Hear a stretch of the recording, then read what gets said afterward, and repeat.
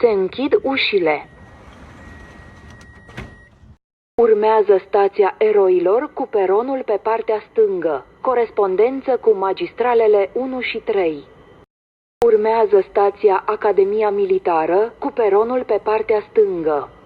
Urmează stația Orizont cu peronul pe partea stângă. Urmează stația Favorit cu peronul pe partea stângă. Urmează stația Tudor Vladimirescu cu peronul pe partea stângă. Urmează stația Parc Drumul Taberei cu peronul pe partea stângă. Trenul circulă în direcția Râul Doamnei. Pentru direcția Valea Ialomiței, coborâți la stația Romancierilor. Urmează stația Romancierilor cu peronul pe partea stângă. Trenul circulă în direcția Râul Doamnei. Pentru direcția Valea Ialomiței, coborâți la stația Romancierilor.